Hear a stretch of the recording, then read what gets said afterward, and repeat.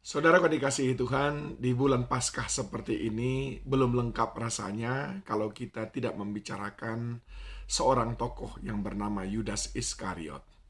Mengapa demikian saudaraku? Sebab menjelang hari-hari kematian Tuhan Yesus, tokoh ini sedemikian dominan. Namun di dalam Yohanes pasal 12 diceritakan sedikit ke belakang sebelum hari Yesus ditangkap. Dikatakan di sana Yesus diurapi di Betania. Dalam waktu itu Yesus ada di Betania di rumah Lazarus dan juga dua saudara perempuannya yaitu Marta dan Maria. Dikatakan dalam ayat yang ketiga, maka Maria mengambil setengah kati minyak narwastu murni yang mahal harganya, lalu meminyaki kaki Yesus dan menyekanya dengan rambutnya, dan bau minyak semerbak di seluruh rumah itu. Tapi Yudas Iskariot, seorang dari murid Yesus yang akan segera menyerahkan dia, berkata, "Mengapa minyak narwastu ini tidak dijual 300 dinar dan uangnya diberikan kepada orang-orang yang miskin?" Hal itu dikatakannya bukan karena ia memperhatikan nasib orang-orang miskin, melainkan karena ia adalah seorang pencuri. Ia sering mengambil uang yang disimpan dalam kas yang dipegangnya. Maka kata Yesus, biarkanlah dia melakukan hal ini mengingat hari penguburanku. Karena orang-orang miskin selalu ada pada kamu, tapi aku tidak akan selalu ada pada kamu.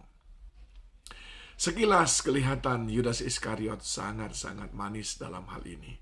Tapi sekarang ketika saudara mendengar nama Yudas Iskariot, apa yang muncul dalam pikiran saudara? Pengkhianat. Ya, itulah yang muncul dalam pikiran kita. Pengkhianat bagi Tuhan Yesus. Sebetulnya pada hari-hari sekarang pun banyak pengkhianat-pengkhianat yang mungkin ada di sekeliling saudara. Tapi saya ingin mengajak saudara, bagaimana asal mula pengkhianatan itu?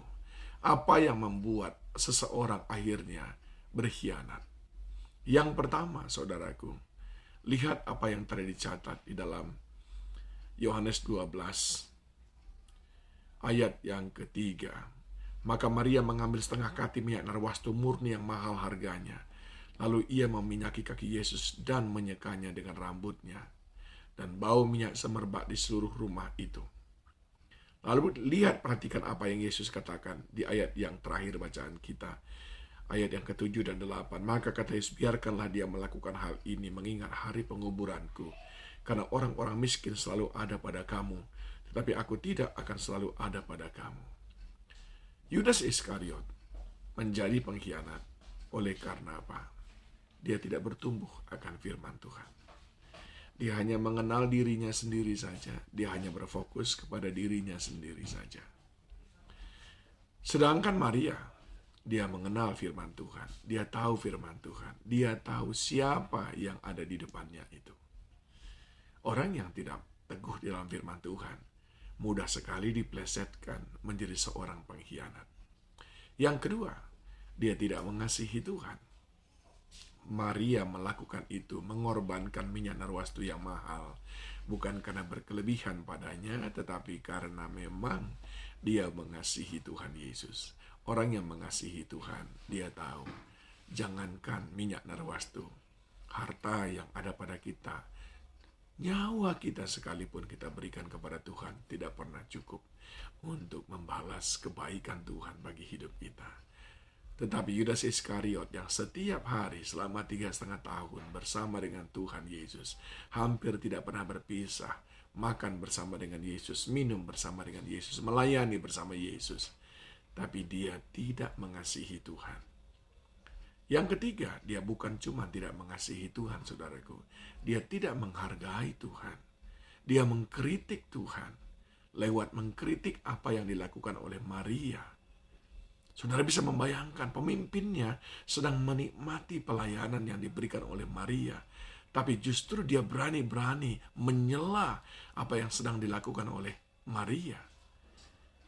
Ini artinya kurang menghargai. Pengkhianatan dimulai dari kurang menghormati, saudaraku. Kurang menghargai. Tidak ada orang yang menghormati saudara akan mengkhianati saudara.